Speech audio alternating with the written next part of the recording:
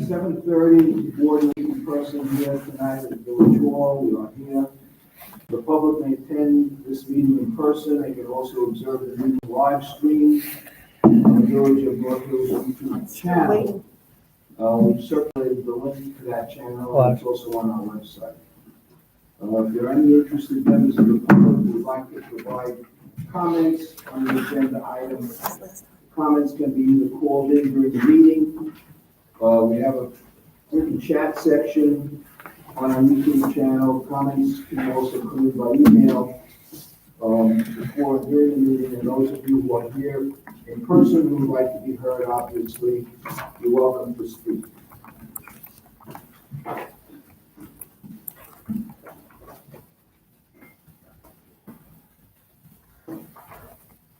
In accommodation to those members of the public who still have health and safety concerns related to COVID-19, the public may hear the meeting on the YouTube channel, and those of you who are here in person, if notwithstanding that the CDC says you do not have to wear a mask, we don't know who's been vaccinated and who has not been vaccinated.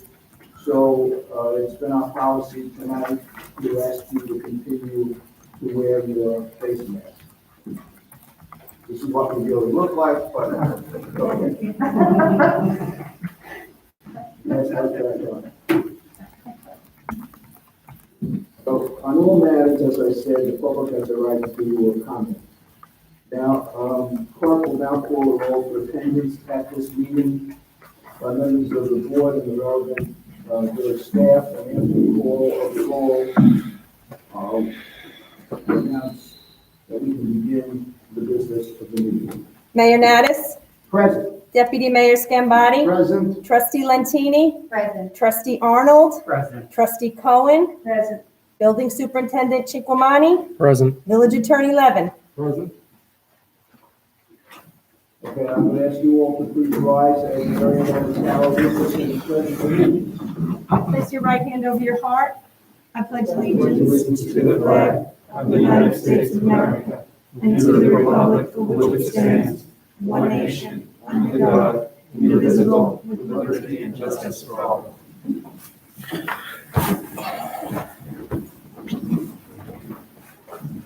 The next meeting of this board will be on June the 16th at 7:30 p.m.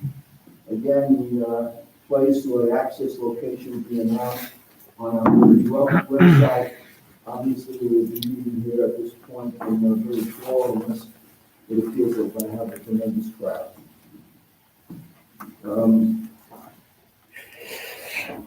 Any additions or corrections to the minutes that were circulated to the members of the board?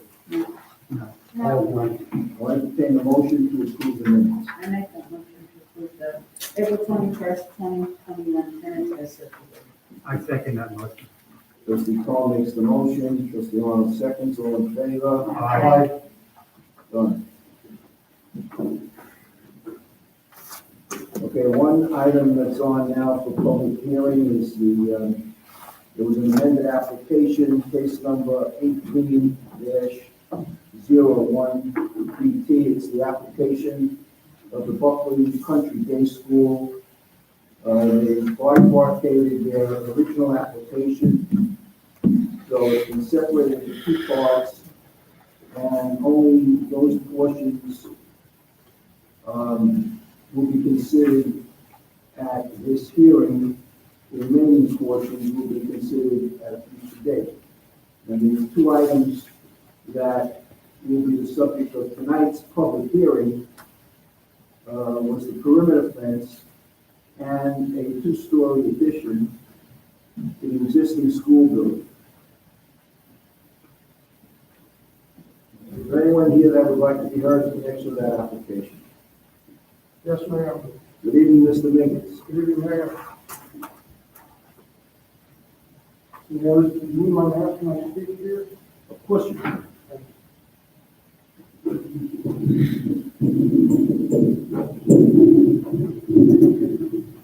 For the applicant, Bruce W. Liggets, Albany's and Albany's, 1050 Franklin Avenue, Garden City, New York, City, Mayor, members of the board.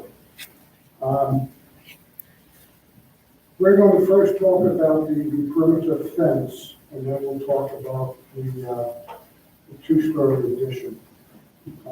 Dr. Joel, the headmaster of the Bucket School, is going to would like to speak to the board about the fence. Before he does, I'd like to offer into evidence some exhibits that will help you to hopefully understand what we're about to explain. They have them pre-marked.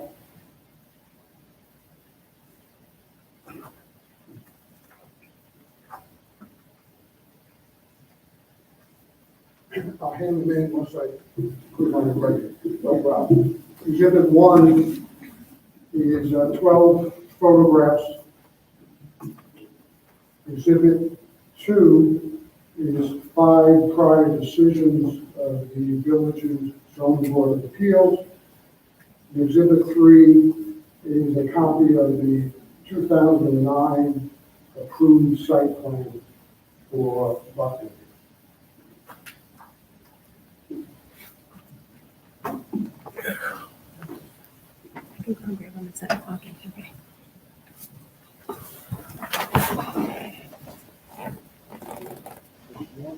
I have a copy of each member of the board, if you have a coach. Yes.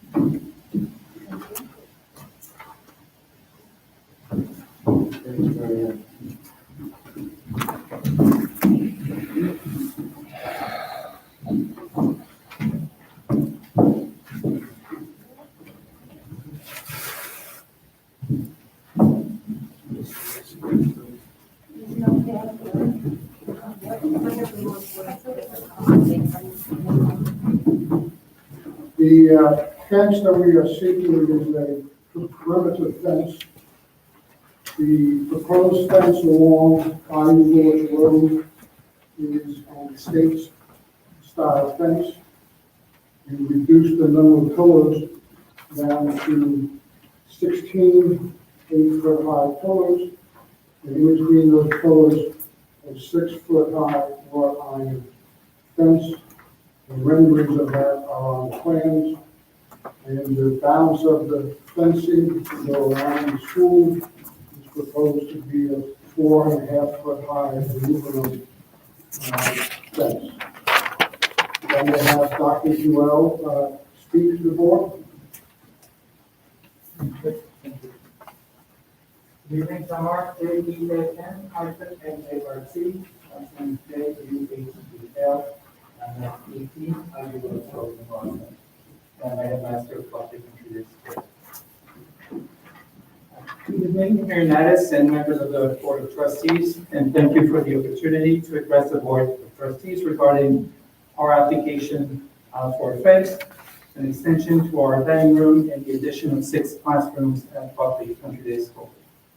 Having said much, I think the public hearings we've had about our application, but after our last meeting, I thought I should try to clarify a few points about the application and address certain assumptions that were made, but mostly reassure you and the residents whose property abuts Buckley that we really have no intention other than to be good neighbors, maintain positive relationships with everyone, and preserve the natural beauty of our campus and its surroundings. It is an important asset of our school and part of the experience of the 350 students and 75 teachers and staff who come to Buckley to teach and learn every day. So let me start with the fence. Next year will be my 20th as headmaster of the school, and I start every meeting with new parents the same way. I share with them that I wish I could tell them that the education of their children is my priority, and of course it is. But ultimately, my priority is the safety of their children. I realize what an act of trust it is every morning to drop off children at my school, and I make it my responsibility to keep them safe as well as the faculty and the staff. The fence is part of that effort. Like for any other private property, but especially for schools with young children, having a fence to deter trespassers from entering the property or delaying potential threats to students and teachers is an additional barrier that to me is just common sense, but that was also recommended after a walkthrough with several Nassau County Police Department officers. We also practice 12 emergency drills every year. They include at least 4 lockdowns. We do deal with trespassing issues on weekends and weekdays. And as you know, burglaries are also being investigated in our neighborhood. Local schools are not immune to the potential threat of an active shooter. As recently as April 21st, local schools were placed in lockdown after a shooting at a nearby Stop and Shop supermarket. As a matter of fact, there have been close to 240 school shootings since Sandy Hook in 2012. So about our application for a fence, as you may be aware, there is currently a 5-foot chain link fence around part of our property. And what we would like to do is build or put an estate fence around the rest or around the whole campus. The current fence is barely visible because of the vegetation and the trees around it. And if it were better for our neighbors, we would be willing to preserve the existing fence and only complete the rest of the perimeter. About the dining room, lunch is a central part of the community experience of children and adults at Buckley. It's a rather formal experience where seating is assigned for a family-style lunch with teachers at each table. We have 2 seatings, one for lower school children in grades pre-K through 4, and one for upper school students in grades 5 through 8. We cannot currently fit them all in one space, and the existing dining room is a walk-through space. What we would like to do is enhance the space we now use for lunch to make it a standalone lunchroom that would accommodate the number of students and teachers that we need for each seating. We want to do it by using space within the existing building layout. It will be hardly visible to village residents. Finally, about the additional classrooms, the need is not about enrollment, it is about programs. Our curriculum is always evolving. Over the years, we've added instrumental options for children, and we would like to have designated classrooms to accommodate those options. Similarly, we now offer language instruction in grades pre-K through 8, and we need dedicated classrooms to optimize instruction. So I just want to conclude by sharing that we are as interested as anyone else in preserving the beauty of our campus and of the area where the school is located. We love our trees. They are all maintained by Bartley Trees, and we only address issues with the ones that pose a threat to the safety of students as determined by Bartley Trees. As a matter of fact, we plant new trees every single year. Again, I thank you for the opportunity to summarize the rationale for our application and the chance to reassure you and our neighbors of our intentions. As a school for young children that has been in the village of North Hills for the past 65 years and part of the Long Island educational landscape for almost a century now. Thank you. Thank you, Dr. Joel. Finally, direct the board's attention to Exhibit 1, 12 photographs. And the first 3 photographs are of the existing chain link fence near the border of Acorn Ponds. You can see the vegetation that surrounds the fence. Fence is barely visible. You can see Acorn Ponds in the distance. What photograph is that? 1, 2, and 3. Now, that fence was granted a variance.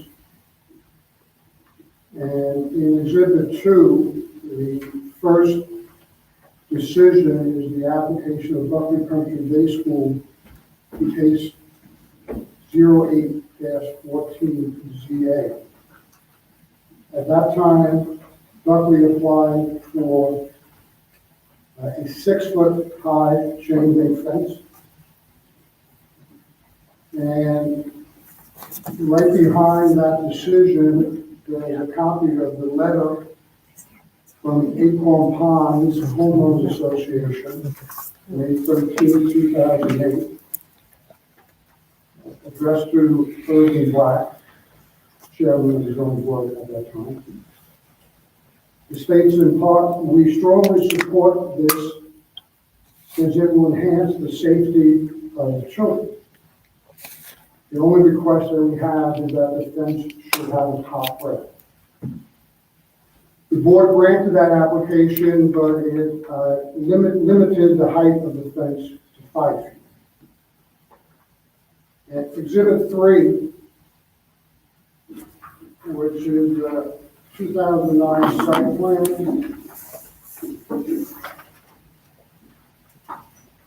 And I highlighted in yellow that existing fence. You can see that only goes around a portion of the perimeter. You can see that it bobs and weaves. I can only imagine that was to save trees, but I'm speculating. But that fence is not on the property line. And the lawyers in the room understand the significance of that. Right now, Buckley is not what they call out of possession of that land between their fence and the adjoining neighbors, because it is not a complete enclosure. So they are not out of possession. But once the fence is around the entire perimeter, which we are seeking, we hope to get, Buckley runs the risk of being out of possession of the property between the fence and the property line, and losing that property by adverse possession. Now, if, as the headmaster stated, if the board is of the opinion that it is better to leave that fence where it is and then just add to it, Buckley is prepared to do that. But that would require one or two things. It would require either a boundary line agreement with the adjacent neighbors that recognize that the true boundary line of the property is the deeded property line and not where the fence is, and there's no thing of adverse possession. So that would require the cooperation of Acorn Ponds and the houses on Roseanne Drive. In lieu of that, you can put a gate in the fence. If there's a gate in the fence, so that Buckley can get to their property on the other side of the fence, they're not out of possession, and that would preserve their title to that land.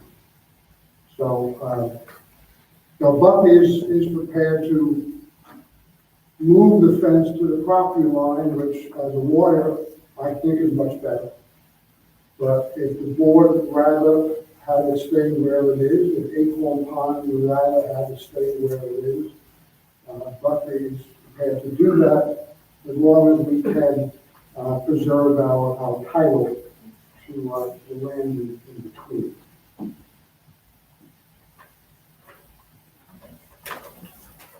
Now,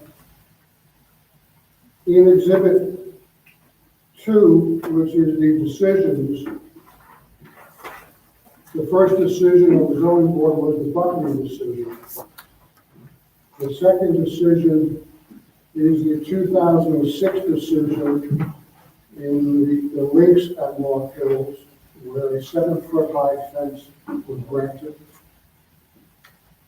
The third decision is the 2002 decision in Stonehill Owners Association, where a 7-foot fence was granted.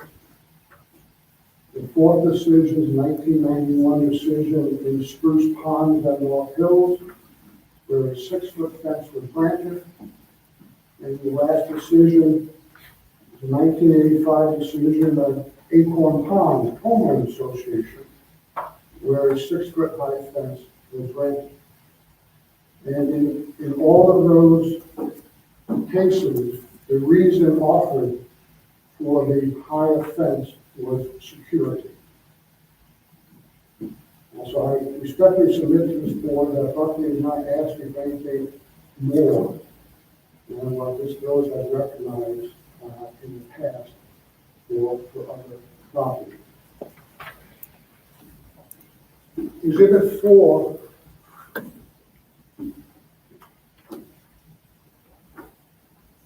I might have given to you, which I will now.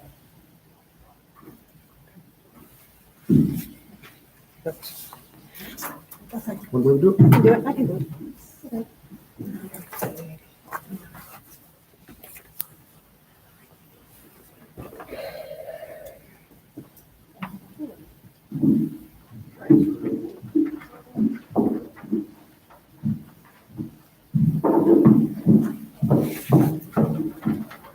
We have made reference to Nassau County Police and Homeland Security assessment of the property. Exhibit 4 is an excerpt from the Homeland Security assessment for school protective measures, fencing and gates. And it confirms what we have been saying in the past. It's recommended that we have a perimeter fence around our schools for security purposes. I will move on to the 2-story addition, unless the board wants to ask a question now about the fence. Yeah, I made a note, before you mentioned the boundary line agreement, have you discussed since Dr. Giroux mentioned that they're willing to maintain the existing vegetation and the existing fence, has anyone approached Acorn Pines board or residents in connection with a boundary line agreement? No, we have not. We have approached, we did seek a meeting with them a while back to discuss the application, and they declined our invitation to meet with us. This concept, this thought of preserving the existing fence is only something that we discussed recently in-house. And if the board feels that is the way to go, we will certainly ask them again to meet with us. Well, since one of the objections at the last public hearing involved the existing vegetation and removal of same in order to erect the perimeter fence, I would think that this board, I can't help it, but I'm talking about my ask. I would think that it would be prudent to at least have the conversation with the board at Acorn Ponds to accomplish something by retaining the existing vegetation and there would be a boundary line agreement so that your client would not be out of possession. That's just a thought that I have. I'm not speaking to the board, I'm speaking to myself because I'm the only one on the board that has a legal background. I think I'm a lawyer after 60 years of practice. So that's one thought. The other question that I would have is with regard to the remainder of the perimeter fence outlined on your exhibit. Is there existing vegetation in that area as well on your yellow outline? It is similar vegetation to what what is around the existing fence. There is, I walk that property, there is ample ability, provided we have an out of possession agreement, to wind the fence around the trees to preserve, the trees. There is some low-lying brush, but That would accomplish a great deal if you met with the Acorn Ponds Board and you agreed to put the perimeter fence so that the vegetation remained, and they agreed in a boundary line agreement, that you were not out of possession. I would think that would make life a lot easier for this board, because, it seems to, be a solution to the issue. contrary to what you might think, I want to try to make your life easier, right?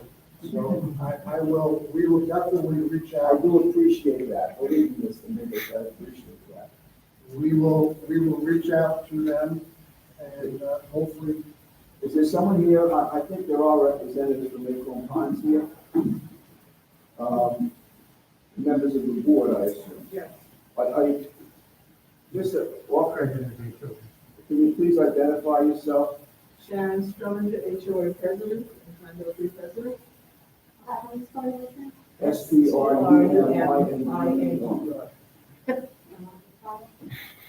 HOA President. Thank you.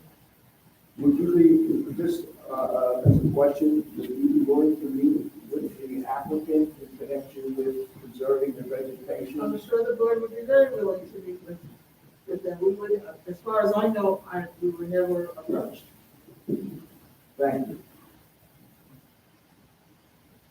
Then that may become a solution. You want to go on to the next aspect of the, I'm sorry. Yeah, Mr. Mr. Niggins, I have a question. I can't speak about the boundary line. I don't have legal expertise on that, but I would like to clarify the height of the fence with the mayor and the trustees here on the board. The existing fence now is 5 foot. So you're looking for a 6-foot fence? no, we're looking for a 4.5-foot fence. And the reason for that is, correct me if I'm wrong, explain to me, the fence that they are buying comes either 6 feet or 4.5. Thinking you would not approve 6 feet, they opted for 4.5. Is that correct, Dr. So you want to do away with the 5-foot fence and put a No, the 5-foot fence would stay, if they work out a boundary line agreement, the existing fence would remain, the existing vegetation would remain, and my understanding from what you said is that you would then do the remainder of the fence as 4.5 feet, not necessarily on the perimeter, but in order to preserve the vegetation. Correct, as close to the perimeter as possible and still preserving the bulk of the vegetation. Okay, thanks for giving us that information. Tell us about the fence that you like on Iowa Road, because I believe Dr. Joel mentioned, or maybe you mentioned in your opening statement, that you want pillars to be 8 foot high. Yes. So currently, myself, trustee Cohen, trustee Montini, we're involved with the park project, and the fence that we're having the state fencing also, thanks to trustee Cohen.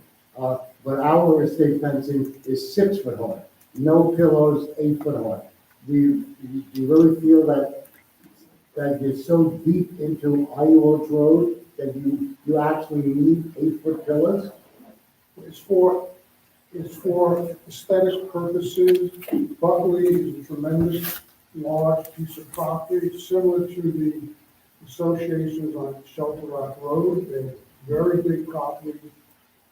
Their pillars, I believe, are higher than 8 feet. Where? It's along Shelter Rock Road, the various associations there. Like Raceway, but I don't think it's But like. that's north of the expressway, it's nowhere near Buckley property. But regardless of that, but somebody mentioned this evening that you wanted to be like nondescript on Iowa Road, Buckley Bay School, like why this palatial look at a school that's all the way west of Shelter Rock Road on I Village Road. I have a problem with the 8-foot high pillars. Pillars. I don't recall Dr. Durrell saying beyond the script. They want to give a stately appearance to a stately school, and that is what they're attempting to do. Now, the original plan had 31 pillars, and the board did not like that at all. So we cut that in half, almost in half, 16 pillars, spaced out, with the fence that's only 6 feet in between. Now, the fence right opposite us is the rinks fence, that is 7 feet high. It's a chain link, 7-foot high fence. We're asking for a 6-foot high fence, wrought iron, and to make it look stately, the pillar. The links doesn't have any pillars, isn't that correct? Correct. Correct. And is that correct, can I ask, The links have no pillars. no, can I ask Peter, is it a 7-foot high fence? That's what they were approved for. I'd have to verify there. I don't recall offhand. I believe it is though. It's green chain Which link. would be approved as 7-foot high, but our code is 6 That foot high? was 25 or 30 years ago. Code is 4 feet. Yeah, Code is that was 4 30 years ago, and there was a site plan, it was not totally residential area at the time. There was a new residence on a golf course. It's a different set of circumstances. Here we have an existing school that's existing for many years without the pillars and without the fence, and now they're coming and asking for something. Does that mean that they're going to get it? No, I'm They're just, asking for it. yeah, I'm just saying, Yeah, I'm sure there's room to compromise, we want the pillars a little bit lower. But Buckley would like to have that nice state look. It's a nice private school, and they would like it to look. Can the pillars be as high as the 4.5-foot fence, or whatever? no, they're asking for. I know they're asking for 6 in the front. Are they fine there? Could the pillars be no higher than the fence that would be permitted, if it were permitted? That's only 4 feet. But there's an application for something in excess of 4 Yes. feet. My question is, can the pillars be as high, suppose this board approved a 5-foot fence, can the pillars remain only 5 feet high instead of 8 feet high? It's physically possible, yes. I don't think, it wouldn't look as nice, but it's possible. I asked a question, I wanted the board to hear the answer. It's possible, but I don't think it would look stately. As stated, Okay, thanks, Mr. Benjamin. So you're gonna have 16 pillars 16. all along I Willis? Yes. And one or two of them, I think, curved into the driveway.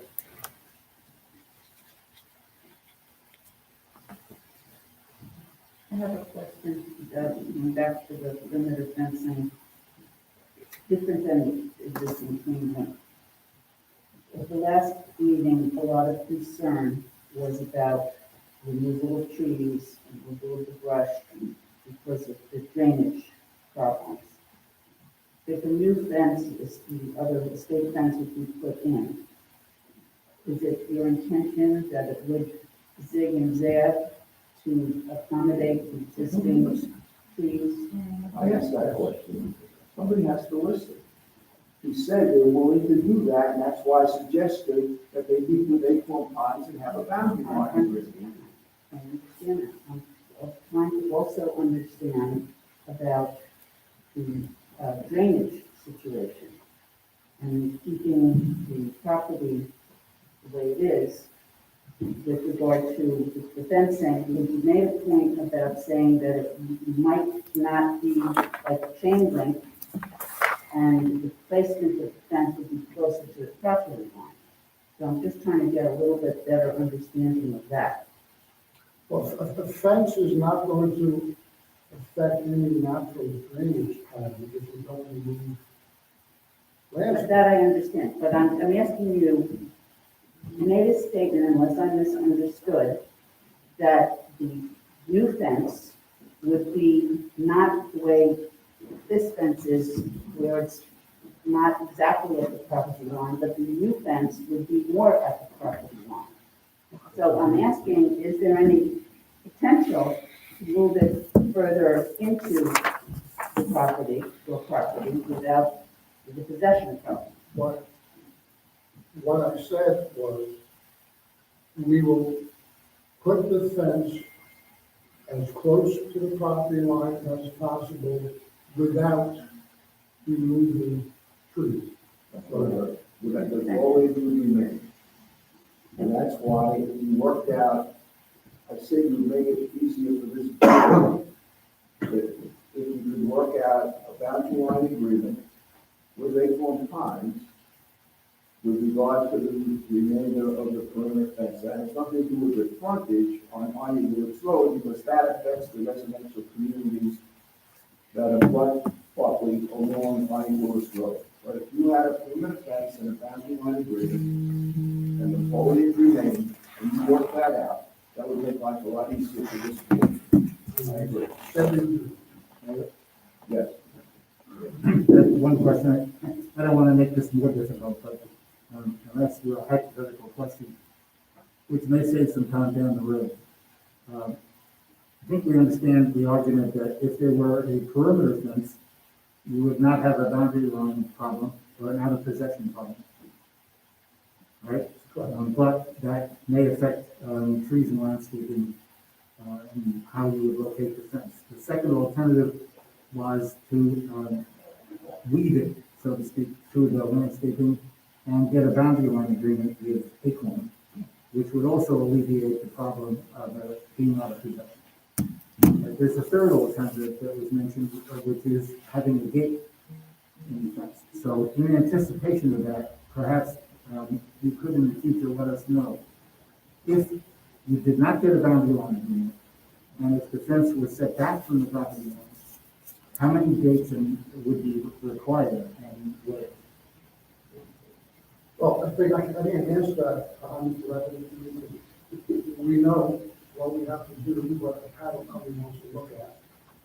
Basically, there are three properties that are on the three sides. Well, we would need a gate to gain access between Buckley and Acorn Pond. We need a gate to gain access to Roseanne Drive property. And we need a gate on the west side. Yeah, what I'm suggesting is if you could give us something, you don't do it off the top of your head, but if you could give us something that would show approximately where those gates might go and what they might look like, because that's another possible solution. There are multiple possible solutions to this. Sure, we can do that. From a legal point of view, if you had one gate which gave you access, if you had one gate which give you access to your entire perimeter behind the fence? Mayor, in theory, yes, but No, that's okay. But as a lawyer, I would want to make sure I try to protect my client as much as I can. I think I may want more than one gate, but I'll take a look at that. Right, well, Roseanne Drive, what's between Buckley and Roseanne Drive? Houses, What? houses. Houses. Okay, so those houses only go up to their property line. If you install, is there foliage there also on your side of the property? Yes. So would it make sense for you to have some sort of a boundary line agreement with your three neighbors, Acorn, Roseanne, and whoever else the third one might be? And work out a boundary line agreement which eliminates the gate, because if you have gates, even though it protects your client in terms of without a boundary line agreement, because it gives them access to their perimeter property. The bottom line is that if you work something out with the three property neighbors, retaining the foliage and moving the fence in, and you have a boundary line agreement so that you will not out of possession in any way, would that solve the issue? Yes. Okay. But just for, there's more than one owner on Roseanne Drive, so. Yeah, I know. It seems, But yes, we will try to do that. a meeting, one meeting with, we have four neighbors, might make sense. I'm not telling you what to do, it's not, but it certainly makes life easier for everyone in the room and on this board. We will do that. Good. Any other questions for this board? Is there anyone from the audience that would like to be heard in connection with this application? Well, I have more about the school addition. Well, let's take the fence, because we're breaking it down. And while everybody's concentrating on the fence, is anybody yes? I just have a question. I don't know how What, the existing, please? I'm sorry, Sharon Stronger. Yeah, please approach and identify yourself and then ask the question. Sharon Stronger, HOA, president. My question is the chain link fence that's existing. How much of it is still existing and how long is it? It shows on the exhibit.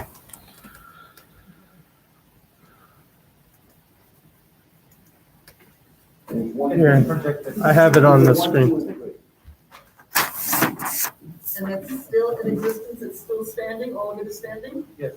Because we haven't been able to see that, okay. And then, Judge, how with the foliage? Then the other question is, again, should they be having an environmental impact study done, regardless of what they're saying that they're doing to leaving it around?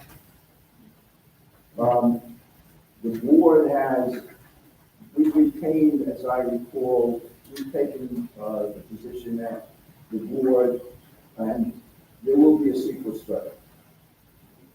So should that be before they meet with us? No, it doesn't have to be before, because it may take time for the study. You may be able to work something out, and then the sequel may become less important from your perspective. Thank you. Yes, ma'am. Please identify yourself. Good evening, Maureen Butata, 20 Fox Ridge, Acorn Ponds. I am not a board member, but I am a member of the committee at Acorn Ponds that is reviewing the Buckley proposal. Thank you for listening to me, and I will address my comments only to the fence at this time. I first want to address the concept of this fence being afforded for security purposes. And that is what we understand, that Buckley is asking for the fence for security purposes. And they have indicated that this is to keep out trespassers and to keep out burglars. And then we heard that the Links has a fence, a residential community across the road, and it is a 7-foot fence, is what we heard tonight.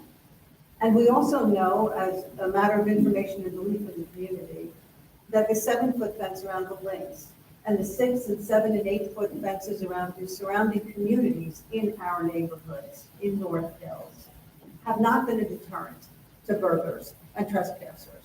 And in fact, residents of the Links have been burglarized just this year by people who have gone over that 7-foot fence. My question is a 4.5-foot fence around the perimeter of Buckley being put there for security purposes? And who is it that Buckley wants to keep out? Because certainly burglars and trespassers can breach a 4.5-foot fence. And building a 7-foot fence or an 8-foot fence is not necessarily bad. We're suggesting perhaps that the natural barrier, and you only saw 2 photographs of it, but if you walk the property, there is a beautiful natural barrier, at least between Acorn Ponds and Buckley. And it is a very thick and wooded area and comprised not only of existing trees, but of brush and underbrush. And that barrier is in places so deep that it is really not reachable and is much more of a security and barrier to Buckley and to Acorn Ponds than ripping out that fence, even a zigzag around some trees, existing trees. And while I certainly appreciate the offer to preserve those trees, the rest of that natural barrier is also something that we should be considering preserving. And when we talk about zigzagging and installing an aluminum fence that's 4.5 feet high or higher, we have to consider that it's not just the 12 inches that it's going to take, to put in the fence itself that is going to be disturbed by the construction and installation of this fence. But it is a much wider swath of land. And that is the concern having to do with drainage. It's the fact that all of that brush and underbrush, things that may not be considered trees and may not be preserved in the way of this fence, are going to be ripped out and are not going to be there absorbing the natural waters that exist. And the drainage problem between these two properties has existed for many years. 3 solutions have been presented, okay? The first being the perimeter fence. And certainly, I encourage the board to demand that if a fence is going to be considered, that Buckley must provide a schematic of what it is that they're going to do to replace the natural boundary that they are removing. The second alternative that we heard tonight for the first time was that a portion of the fence, a portion of the property, be left as is, so that the existing fence is going to be the security measure for Buckley, and fencing around the rest of the property is going to be installed. The existing border is a very small part of the perimeter with Acorn Ponds, which extends not just along that bottom quarter, but in fact, most of the way up around the bottom of the diagram that's right now on the board. We heard about the possibility or likelihood that if a boundary agreement is not entered into, that would subject Buckley to claims of adverse possession. Not there. I'm not a real estate attorney. I don't know a lot about adverse possession, but the law school, the basic premises of adverse possession is open and notorious possession of land in Open, question. adverse, notorious, and hostile. Correct. And there's no way in that area where that fence exists that there could be open, adverse, notorious, and hostile possession of that property because of the natural barrier. So I don't know about gates. I don't know about whether a boundary agreement can be entered into, and I'm certainly happy to hear that this is a consideration and something that the board is promoting. But there is a third option, which is no boundary agreement, but Buckley installing gates.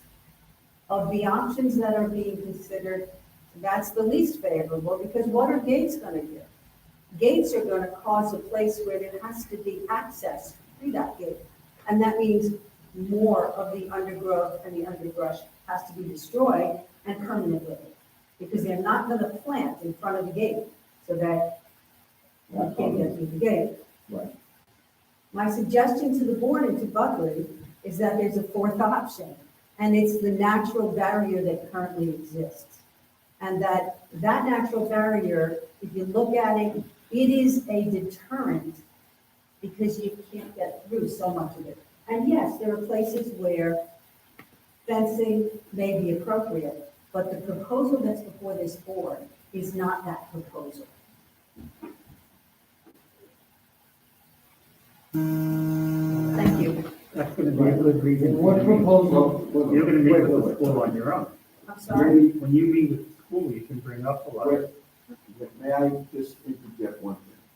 What I think you may not have misunderstood what I said is if the existing vegetation remains throughout and they entered into a boundary line agreement with Acorn Ponds so that the fence perimeter is basically pulled in on Buckley property and would not adversely impact the existing foliage or brush or drainage, that might be the easiest solution. That's what I suggested, and that's why I asked Ms. Strominger and the board if they would meet with with Buckley to try to work out a boundary line agreement, because then they could not be out of possession, because there would be a recorded instrument confirming that even though the fence is inside of their property line and inside of all of that foliage, they're not out of possession by virtue of the agreement with Acorn Pond. That would preserve everything, Yes, I which is understand. why I made the suggestion. I understand, Mayor, and I appreciate that suggestion. That suggestion supposes that the fence will be significantly inside. Inside, well, I don't know how And not significant it is, I where don't know how deep the foliage is, I haven't walked through the forest, but if the forest is 10 feet deep, so it would be inside that 10 feet. If the forest was only 6 feet deep, then it would be inside 6 feet. So I really haven't walked that perimeter, but if they preserved all of the vegetation and they ran a straight fence wherever, then that might accomplish the goal of everything. That was my It might, Your Honor, and certainly anything that's going to preserve the environment and is going to protect us from the drainage problems that we anticipate is something that we would want to at least participate in and find out about. Right, And so that's why I certainly I suggested appreciate the that meeting. suggestion. Right. And I'm certain that the board will take that seriously. Any other questions? Okay. Anyone else want to be heard on in connection with the fence? The reason why I bifurcated this bifurcated application is because the fence was such a big issue. So now, Mr. Miggins, would you like to continue with the second part of the bifurcation? Thank you, Mayor.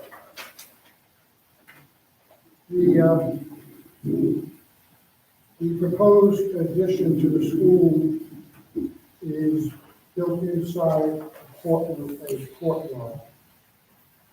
There was some questions last meeting about the visibility of that. The code for a school restricts the height to 25. So we are seeking a variance for 30.7 feet. I'm sorry, how many? 30 feet, 7 feet. To try to address the issue of visibility, may I direct your attention to the photographs? Exhibit 1. Photograph 4 is the rear of the existing school. That is 2 stories in height, that is 38 feet in height. So that is what you would see if you were looking with binoculars from Acorn Pond, you would see the back of that building. Exhibit 5, On exhibit 4, what's that for? Yeah, but what kind of building is that? It says no on. No, Yes. that's a standard. Okay, Sander, Yes. you don't have a garage. try to get one. But that's not before us tonight. I just wanted you to know that I saw it, that's in the before, okay? Next time you have to move a little to the left when you take the picture back, if you will. I want to show we need a garage. Picture 5 is taking, standing east and looking west, and to the right of that photograph is the side of 2-story building, and behind those skylights is the courtyard.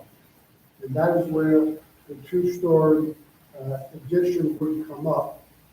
It would only come up 30 feet 7 inches, which is lower than that existing 2-story, so it will not be visible from the rear. The skyline area, is that a walkway? Is that a covered It's a walkway? classroom. It's a classroom. It's a classroom. So there's depth to that. Yes. Okay. So from Acorn Ponds, the existing building is 38 feet high, you won't see the new addition. Correct. Photograph 6 is looking from the school where the addition would be built to the east towards Roseanne Drive. and you can see all the vegetation. You can't see the houses on Roseanne Drive through that vegetation, so I highly doubt that they would see this addition. Which is lower than what is there The addition now. would not affect this vegetation.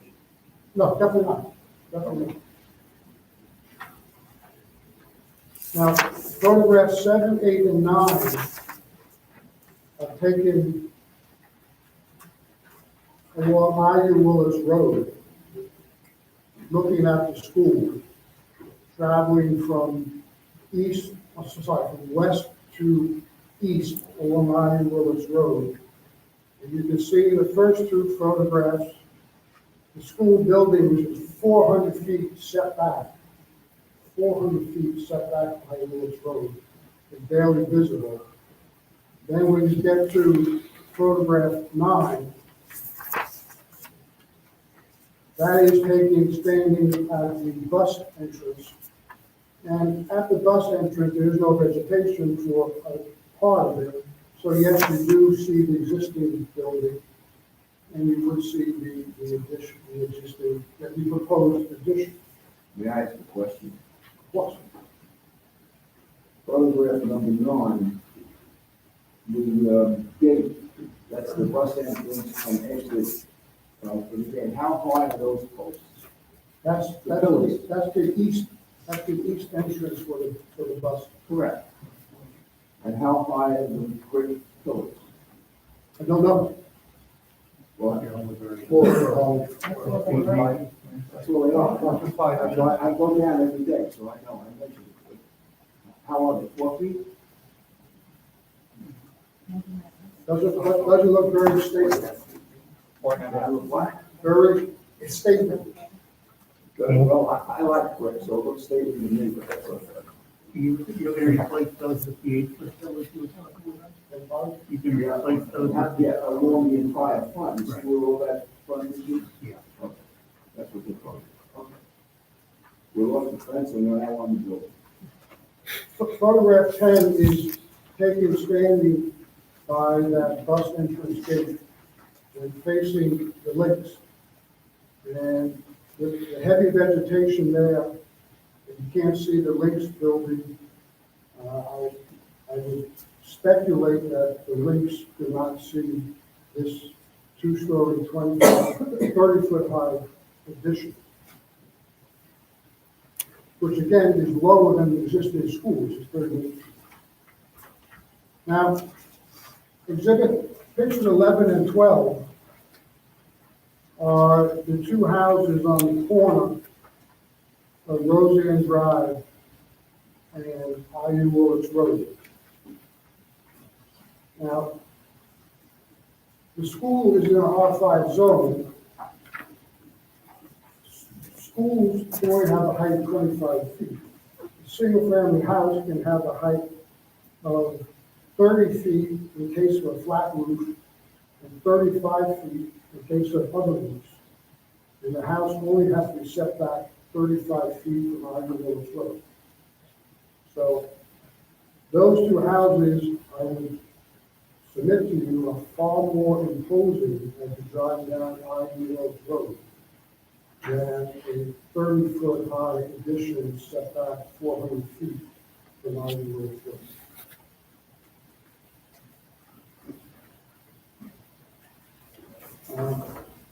Just as in conclusion, I do want to submit a memorandum of law as Exhibit 5. Really need only one copy for Mr. Levin, and I could use one, but that's. I didn't bring one for him. Mr. Levin wrote most of the law. I cited it. That's our presentation this evening. Thank you very much, Mr. Liggett. Now that we heard the second half of the bifurcation, is there anyone in the audience that would like to be heard in connection with this? Yes. Could you please again identify yourself? Yes. Maureen Connor, It's not for me, it's for the, I understand. Okay, you can do this. I'll be right back. Okay. Maureen Desato, 25 Switch, Lakewood Farms.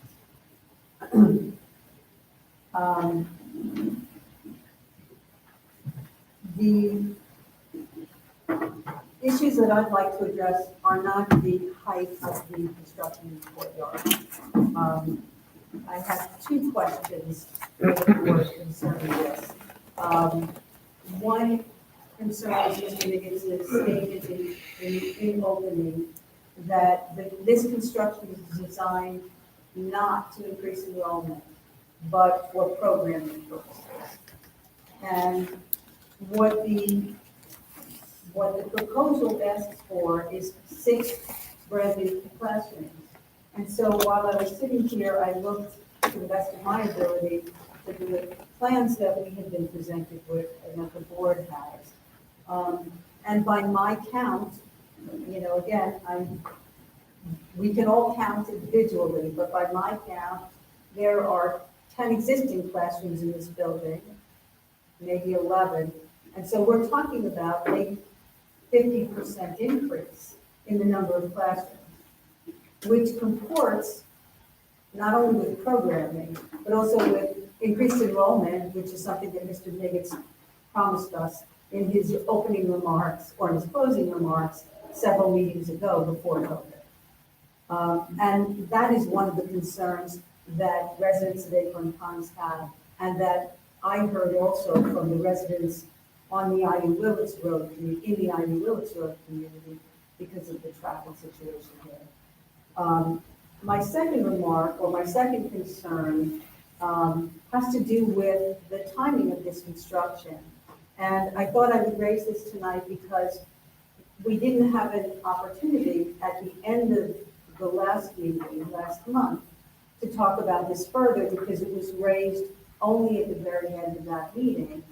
And I believe that a member of the community had asked when this construction would take place during the day. And I believe that Mr. Niggins answered the question that construction would be conducted during the school day. I'm not a teacher either, and I'm not a school administrator, but I've spoken to some, and all of them indicate that that is very disruptive to the learning process, and that it is unusual that a school would do a major construction project in the middle of the school, in the middle of the daytime. And so my concern is that the board really inquire about this because I don't see it mentioned anywhere in the proposal during what hours of the day this is going to occur. And certainly, if this construction is going to occur not during school hours, but in the evenings and on weekends, it will have a very disruptive effect on the residential community that surrounds the school. So this is just an additional issue that I would like to add to the mix. Thank you once again for giving me an opportunity. thank you, Yes, I believe we can address Marie's question about hours of work to be done in a project, and we can. We have a village code which prevents noisy work on weekends or evenings. So there is a code already in existence, and if they tried to do that, they would have a problem, and there would be a stop work order issue and a violation. So that's the simple answer.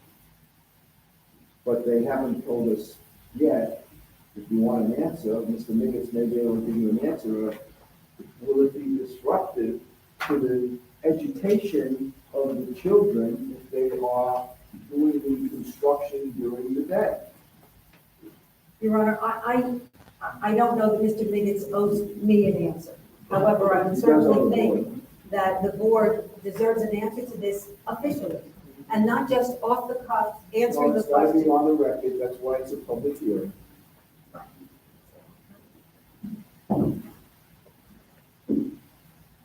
I don't recall my discussing construction. I've been to a lot of hearings since that last hearing.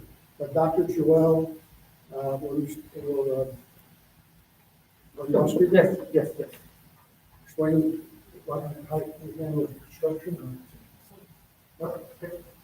So, well, A lot of it would depend on when the permits would be approved, right? So we don't know that, but the idea would be to start. Before the permits, you need a decision from the board. Okay, so it all depend on to when we could start building, breaking ground. But ideally for us, it would be right after graduation, so there would be no children on campus for school purposes through early liberty education. So that's when construction would start. After that, we would work around the project, we would have to relocate some classrooms. We've done projects before, construction projects at Buckley, and we've always kept the children safe and the instruction uninterrupted. Instruction would come first. It's, You have a day camp that's what I do. during the summer? We have a day camp, yes, we would work Well, around that. Well, if you're gonna do construction after graduation, then we're talking about during day camp now. Well, the day camp doesn't start right after graduation, so we have some. Do you think you'll finish this job in 2 No, weeks? but the Really? the part that I mentioned, and maybe, I don't know, the part that would be, it would create noise and disruption, we're hoping to do before there will be children on campus. But there might be some children on campus during construction. That's the way the library was built, the Roseville classrooms were extended, other school campus. Most schools do that. I mean, no school can afford to, not have children on campus while they're building. So we would just relocate classrooms so that the area under construction would not affect construction. That's our priority. We have not education, but others most of it. So it won't be the other way around. Good. Thank you. Any other questions? Anybody else on the board? While Dr. Joel is up, please tell us what the length of the project would be, the school that is. I'm sorry. Dr. Joel, could you tell the board and the The residents? duration of the construction. If you started tomorrow, how long would it take you to finish? Well, that's an area I really don't know enough about. So, You have your contractor here? well, maybe Tim O'Sullivan can talk as a member of our board of trustees and knows more about construction than I do. Great. Please give me identify yourself. Tim O'Sullivan, 70 Wooded Road, Manhasset. I'm a board member at Buckley Country Day School, and I have 2 children, 7th grade and 5th grade with him. I'm a real estate developer, and I help out with a lot of the facilities and maintenance and development ideas at the school. So we would anticipate the entire project would take between 6 and 8 months to complete. And the idea would be we could start the fence project during school. The dining room, the heavy construction, meaning excavation, steel work, the concrete work, would have to be done between graduation and when school starts out in the beginning of the fall. So you'd have probably a 3-month period where you could get the shell up, and then you could inside, and then you could work safely with children. So, Mr. O'Sullivan, for all intents and purposes, when you say after graduation, you're not gonna get a shovel in the ground until the next semester that starts. That's So exactly. the building, the project will be under construction when the students are gonna be there. There's no getting around it, Well, unless you shut down the school. well, there's no way we're going to be able to get it done this summer. So realistically, we're talking about next summer, get all of our ducks in a row, Yeah, we have to hire a contractor, we have a lot of work to do before then. But the idea would be graduation, and the next day, construction comes in and starts. yeah. Well, what you're telling me is fine. I feel that we should just be transparent to the residents that live in Acorn Ponds Cricket Club along Iowa Road, and they need to know. Yeah, 100%. I live north of the expressway, so, honestly, it doesn't affect me, but it affects the lives of residents that live there. 100%. And I think we're trying to be as transparent as No, possible. and I appreciate that. Thank you. Thanks, man. Any other questions? Mr. Levy, you have a question? Yes, well, it's not a question, I just want to point out that the village's consultant Dave Whatman from DHD Engineering is here. He and I are working on completing the environmental assessment form, and I just thought we ought to give him an opportunity, if he has any questions that he'd like to have answered, perhaps he could ask them now. Well, that'd be great. Thanks for your time. Thank you. Charlie.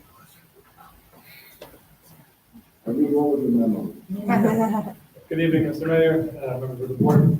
David Workman with VHB, consultant to the board. We have been in receipt of a short environmental assessment form as part of the application materials. We've had a chance to review our published maps and data.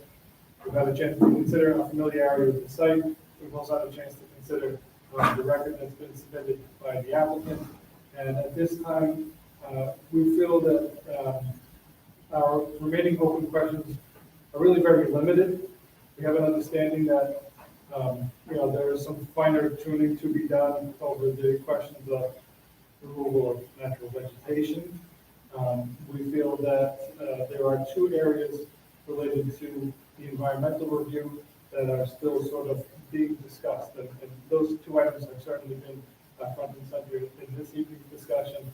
We look forward to hearing how they further resolve and evolve after this evening. But we will consider the need to preserve vegetation to be important for the environmental review process. And we would also consider what we would refer to as impacts on aesthetics and neighborhood character related to things like tree removal and the installation of the fence, the variance is required there. So at this time, really, the only open remaining questions for the environmental review piece are really the same few open items that we're discussing. Thank you so much. Thank you. Sure. It's spelled WORTMA. Work. Thank you, Mr. Walker. Any other questions? Anybody else want to be heard? Motion, oh, I'm sorry, go ahead. Could you come up and identify yourself? I'm Harry Ornstein at 41 Oldfield, Acorn Pond, member of the Acorn Pond Mutual Aid Board. I just had a question, a follow-up question. The last meeting, there were issues brought up about debris on the property.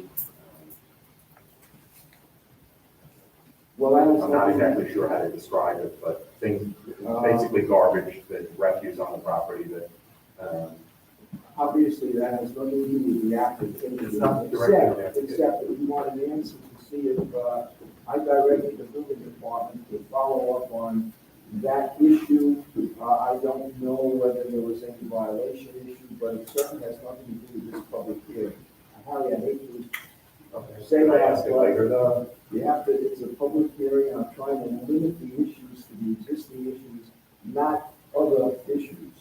Okay. But I'm sure if you follow up tomorrow with Mr. Chiclamani, he'll tell you what he found when he went over there as a result of your board's concern with debris. Okay, thank you. We have this matter? Sure, there is not, we haven't even adjourned this yet.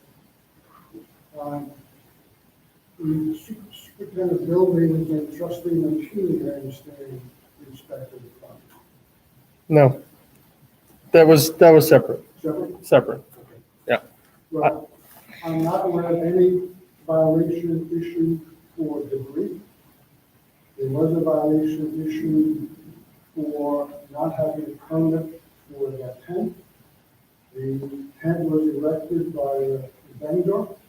The vendor got a permit from the county of Nassau, got a permit from fire marshal's office, but neglected to get a permit from the village.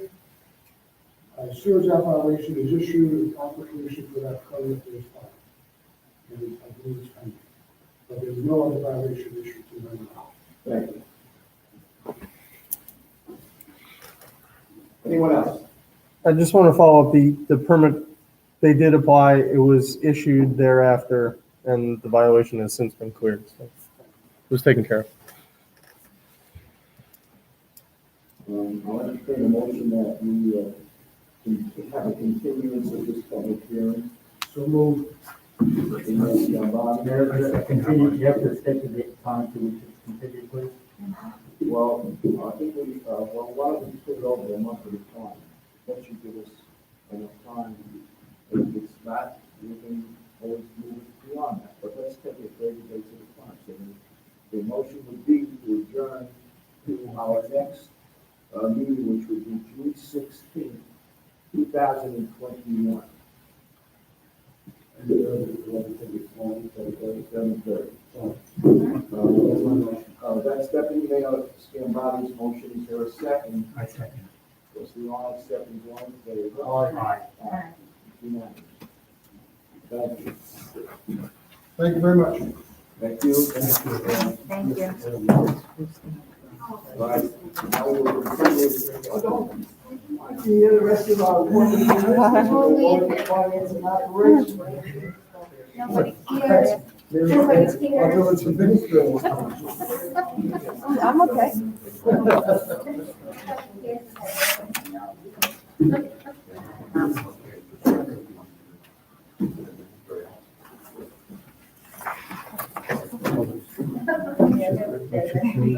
No, just sit down, we'll get to it. there a way we can? Yeah, send me an email tomorrow. Just send me an email, I'll scan them over to you. Send me an email tomorrow. Just send me an email and you'll get them very quickly, Sharon. You know that, right? Okay, I'm with Sharon. Very quickly. Okay, I gotta scan these.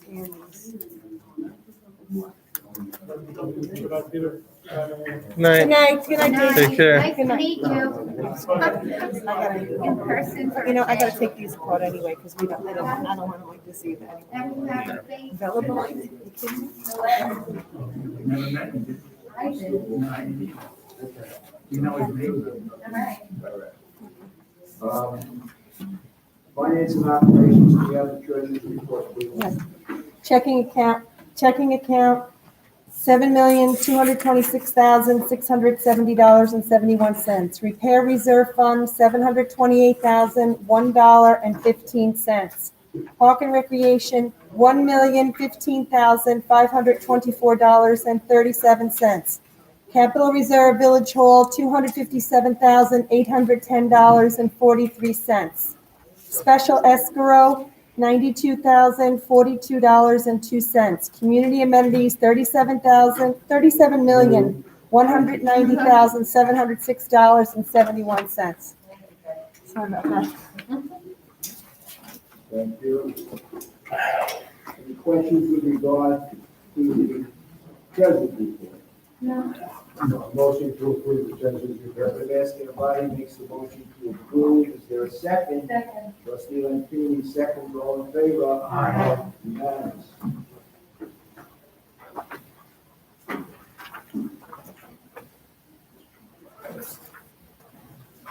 There's one item of appropriations, $3,000 from contingency for the street lighting contractual expense. Motion to approve the transfer general fund reimbursement transfers. I second. Deputy Escambati made the motion. Trustee Cohen seconds. All in favor? Aye. Unanimous. Aye. Payment of claims, general fund, warrant 05/21. Anyone have any questions in connection with the warrant voucher summary that was issued and circulated? None? I make a motion to approve warrant. Trustee Arnold makes the motion to approve the warrant. Is there a second? Trustee Cohen seconds. All in favor? Aye. Unanimous. This is the board discussion, dealing track application. We have to set an application fee and a deposit against expenses for the application. It's a site plan amendment. Mr. Chicalani, do you have a recommendation? Yeah, the way the fee would be set is it would be 50% of the original fee, which would be $22,500 for the fee and $22,500 for the deposit against expenses, which based on the application and what's going on is a bit excessive. So the village administrator and I talked over the numbers, and it seems to make more sense to take a $10,000 deposit and set the fee at $5,000 for the application. But that's a recommendation to the board. Anybody have an issue? I have none. Could you give me that number again, Peter? 5,000? 10,000 deposit, 5,000 fee. Okay, I just want to note on the deposit, it's of lesser importance since if your deposit is low and it turns out you need more, they have to provide the rest. Yeah, well, we're at, If the deposit is high, we don't use it up, they get a refund. Right. so the reason for the number being what it is that to date, we're at 4774 for expenses. So the 10,000, half of it is, You're only halfway.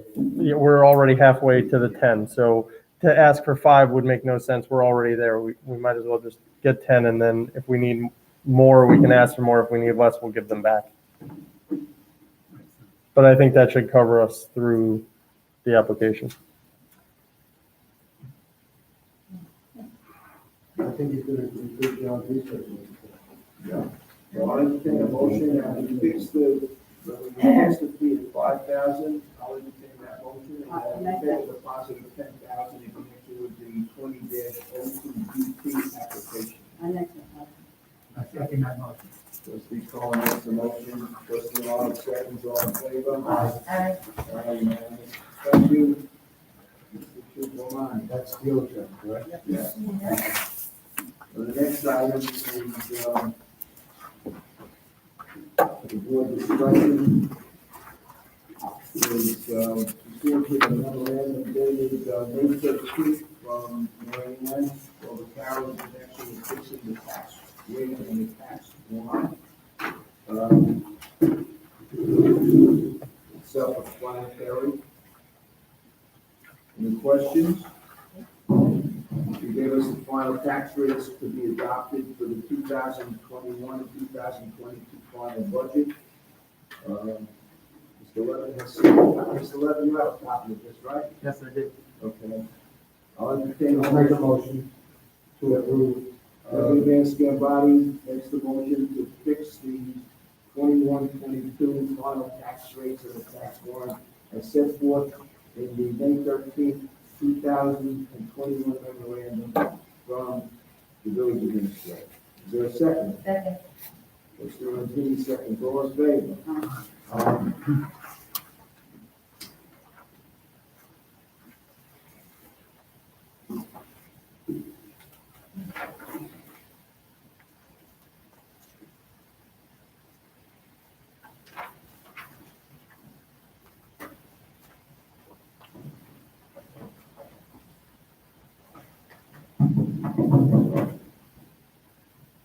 The next item are the seasonal appointments. Again, there's a memo dated May 13th from our village administrator, Mary Ann Carroll. He has approval from civil service for 2 seasonal typist clerk positions. She'd like, there's a resume from Richard Bento and Nathaniel Dow for consideration.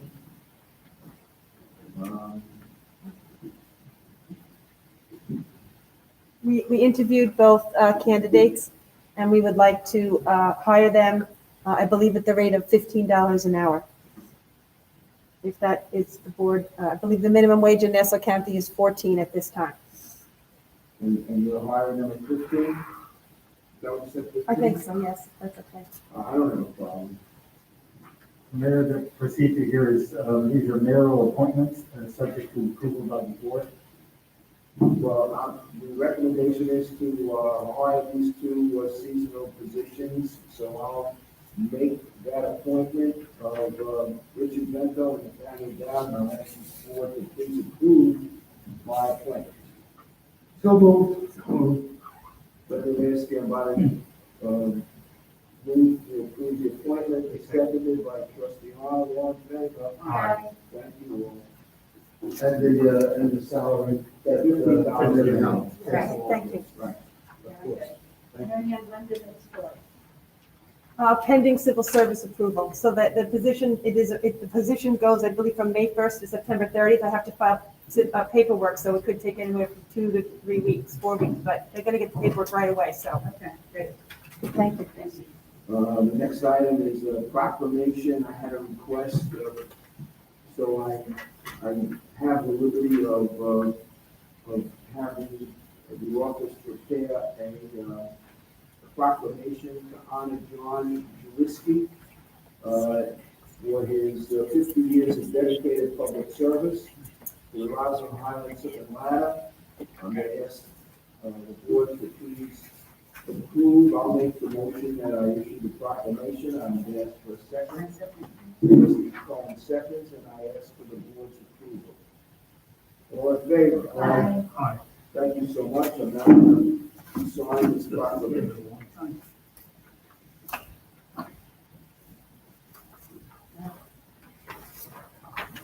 Thank you so much.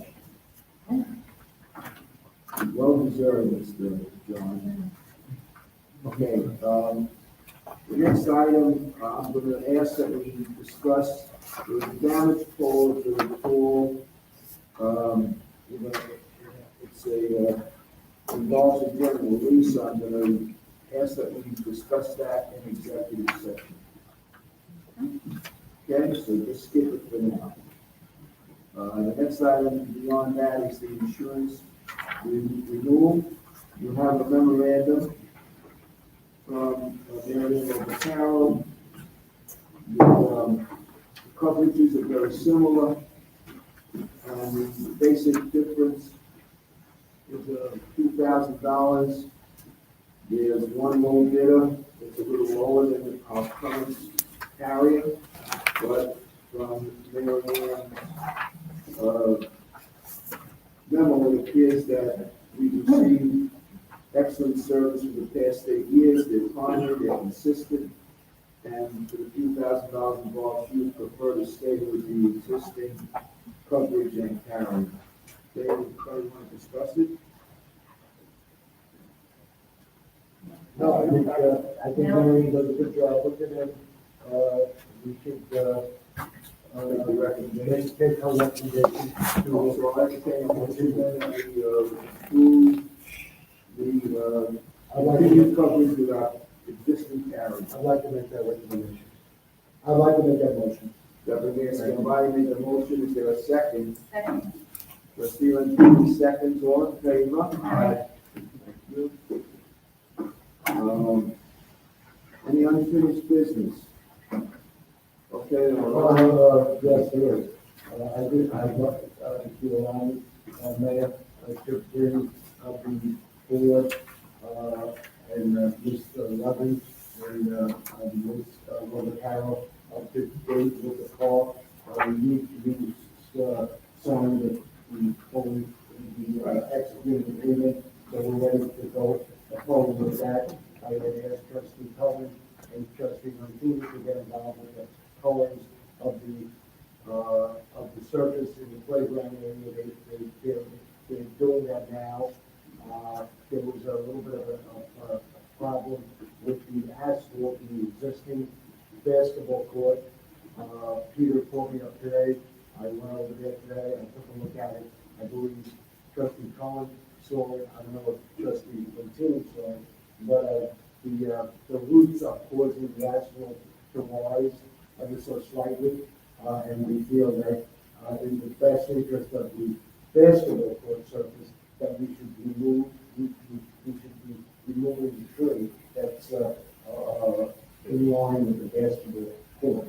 There was another thought, was maybe move the basketball court over to the handball court area, but when I went there and I got back to Peter, and I spoke to Phyllis, Gail, and Elliot, and I myself also, I think that if we put that basketball area back there, and no children are there, it's very close to the pond, and, you know, if the ball runs out and the kids go chasing, you know, it's less expensive to remove the tree. That's correct.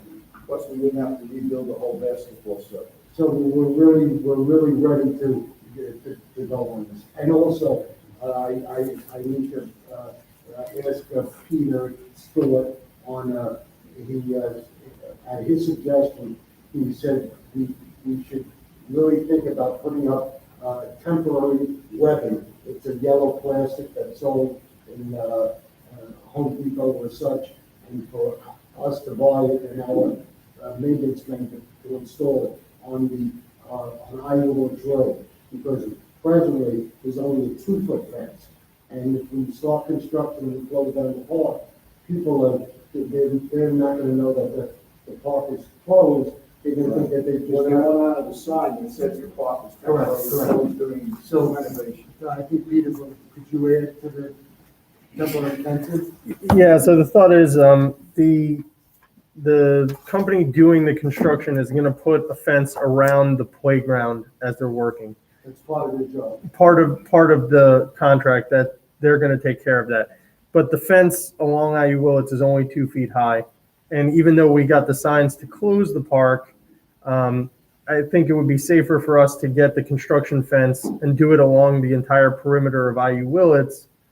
That way, we prevent anybody from going in the park and possibly getting hurt with, things that are outside of that construction area, equipment that may be stored overnight.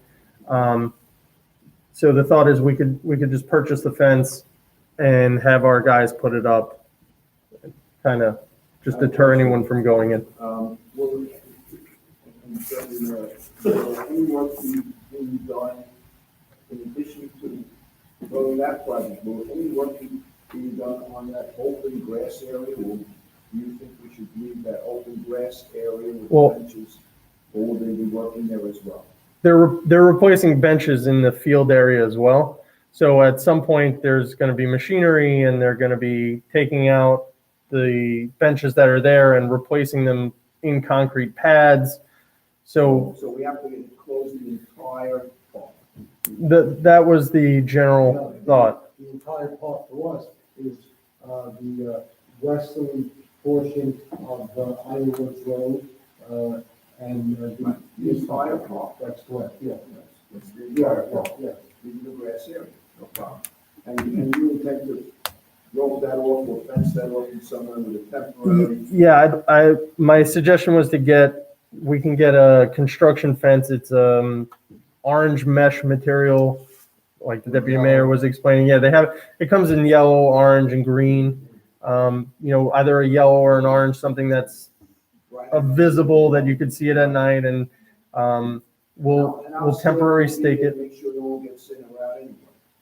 During the day, those. Yeah, they'll take a look at it. Right, and during the day, the construction people will be there, so there's going to be someone on site constantly during the day. It's just more so, again, with our noise ordinance that we are having them stop work at 5, no noise after 6.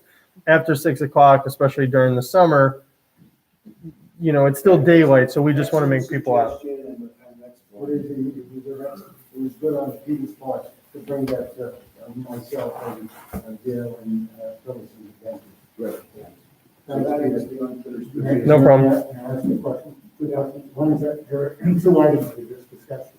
Excuse me. One was the temporary fencing, which I understand the village would be purchasing and installing with its own personnel. Yes. All right, so there's nothing needs to be done with that. The other item is the tree removal. Is that going to be done by the contractor, and is it going to require an additional cost? No. We have tree company that we keep on. Yeah, we have a tree company that does our tree removal.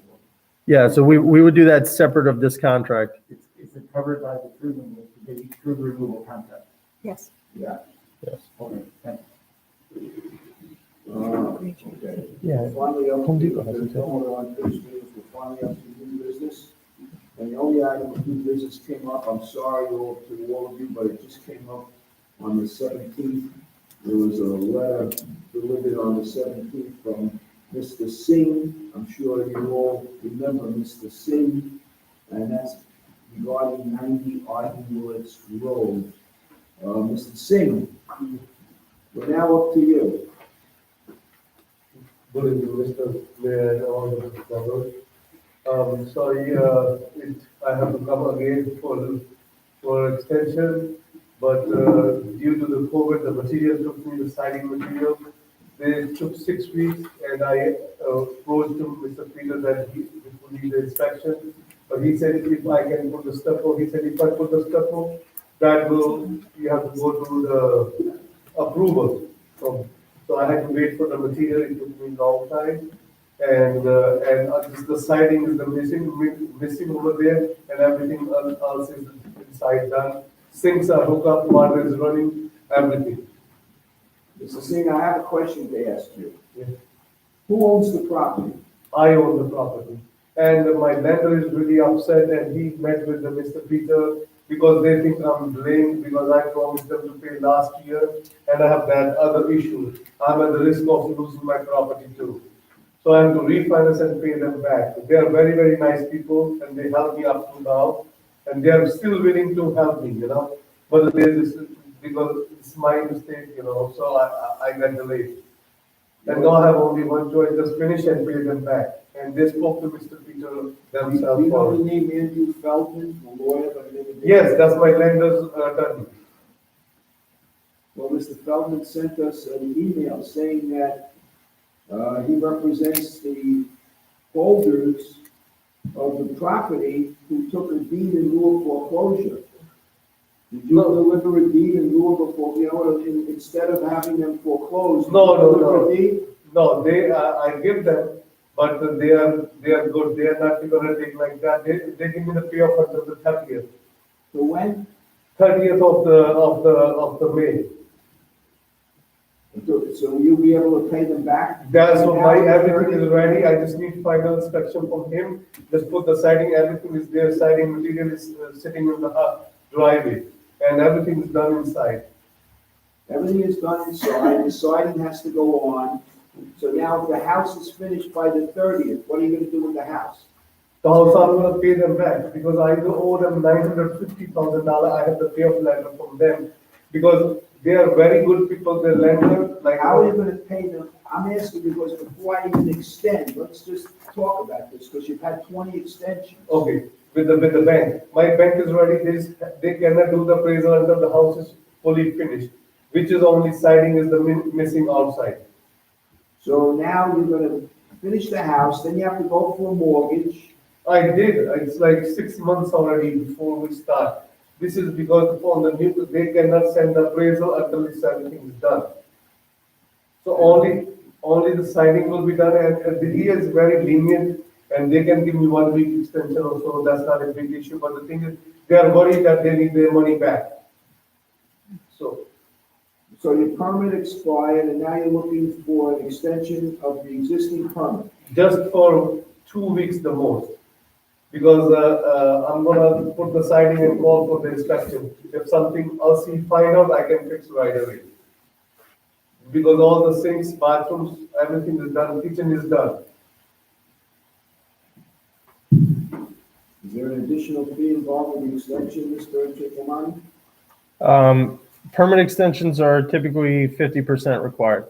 And the first extension would be 50%, and then the second by code is board the board sets a fee. So, When he took out a new permit, so he took out a new permit.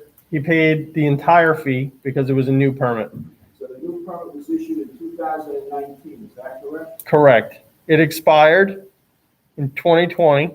At that time, So it expired during COVID. it expired during COVID. We kind of waited till after COVID.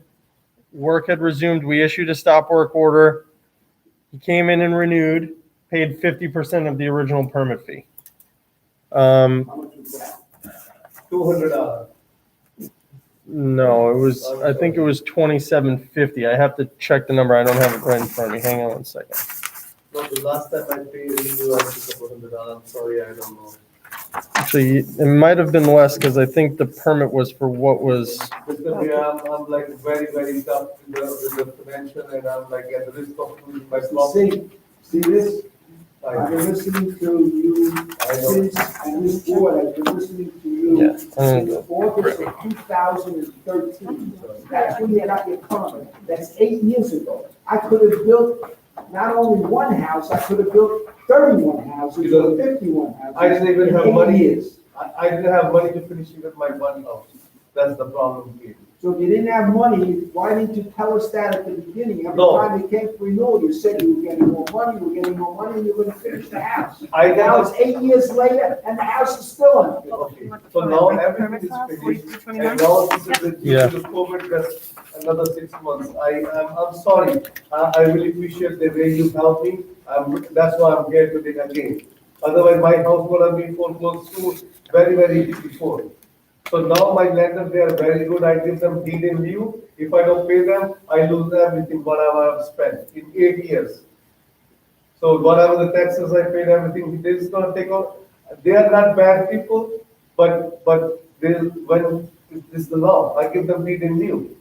How much did you originally borrow for them? Do you mind my asking? I borrowed originally from them 850.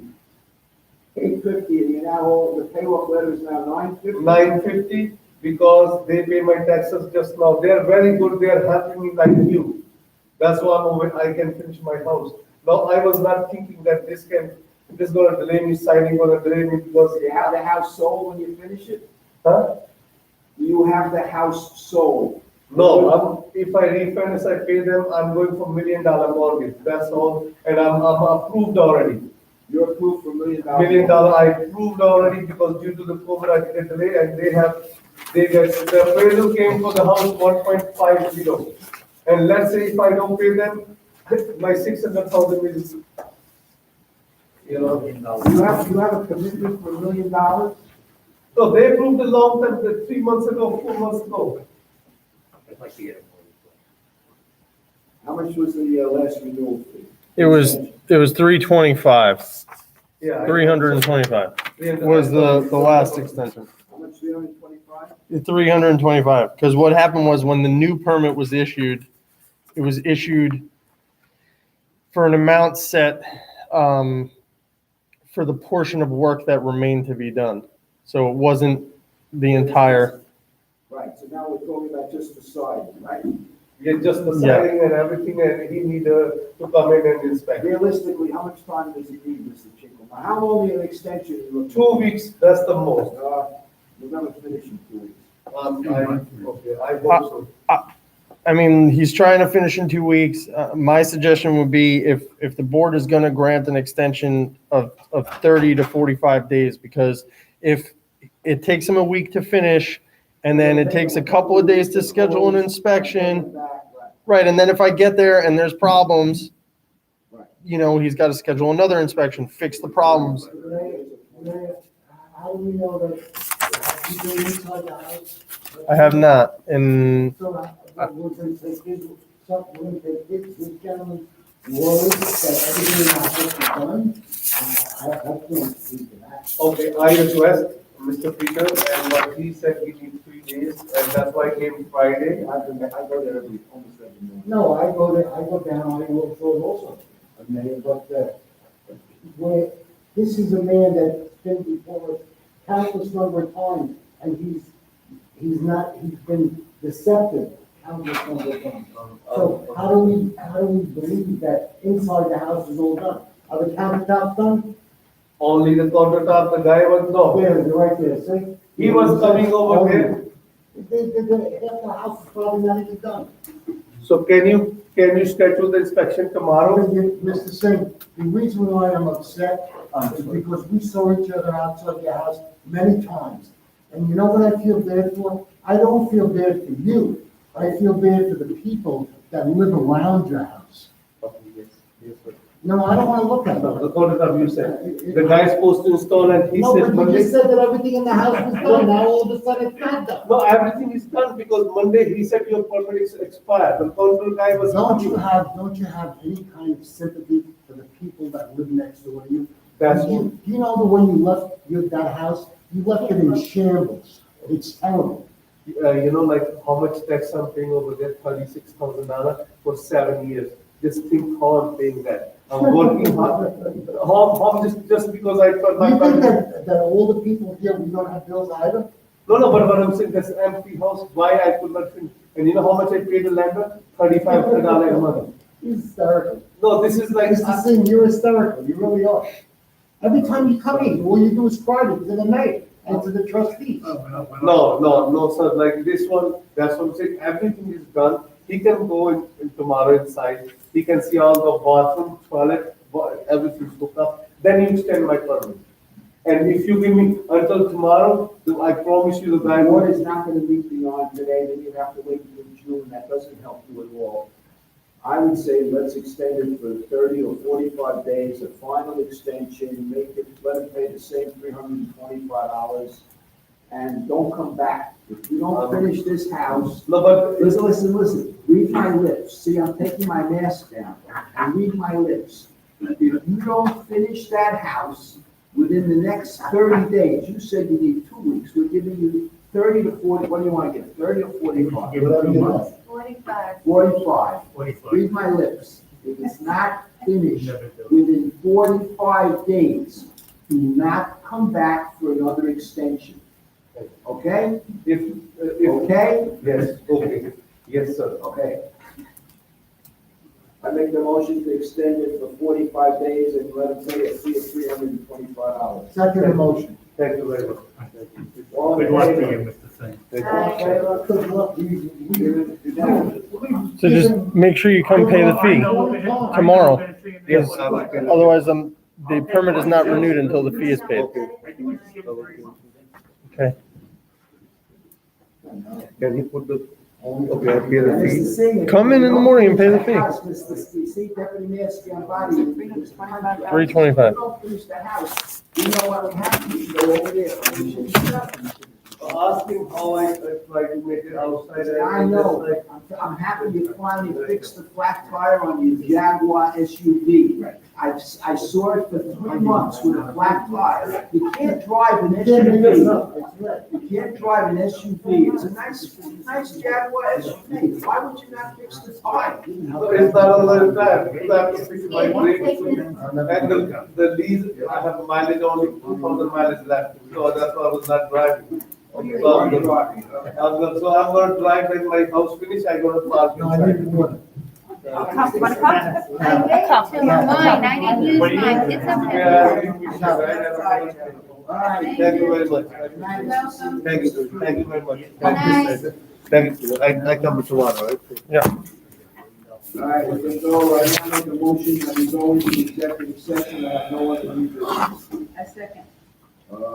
Yeah, and the only other thing I want you all to think about, which we'll take up next month, I want to really see the progress in the city in terms of us restarting the shuttle service, because we had a few requests from people who are already going back to the city, but certainly in my mind, if only 2 or 3 requests come in, it's really, de minimis compared to the cost that would be involved in restarting the shuttle on a full-time basis. So during the interim, in the next 30 days, I will meet I'm with, freezing. John. You can raise it now, John yeah. wants the, Just getting comfortable. what is it? No, I think it got, when everybody was in there, it got Yeah. hot. I know. All of Yeah. a sudden, I'm feeling I know. freezing. Well, it makes a difference when the doors are open and, It's still, I'm sick. I know, me either, the mask. Are we in executive session No, now? no. bottom line is that, we You want have to a be ready resident. to start the service again, but now we've had a few requests, so we'll look into this, see what the, progress in the city is in terms of reopening, and maybe in June we can talk about starting the shuttle service. Okay, that's the only other thing I want you to think about before we go into executive session. Okay, I make a motion to go into executive I session. second. Yeah, she seconded. Yeah, come second. All in favor? Aye. Yeah,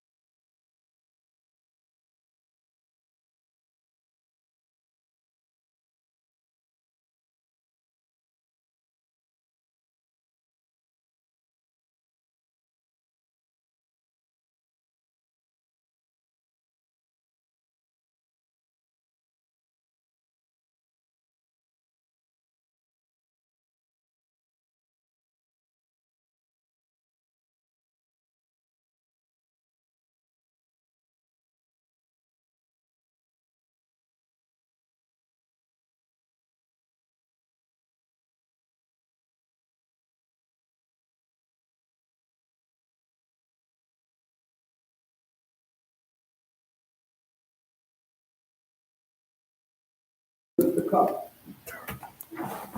Thank you. I make a motion to adjourn the meeting. I'll second trustee Cohen's motion. Trustee Cohen makes a motion to adjourn, Deputy Mayor Scarpelli second, all in favor? Aye. Aye, thank you all. On Aye, aye. 20 p.m. It's a little more than that. It's 9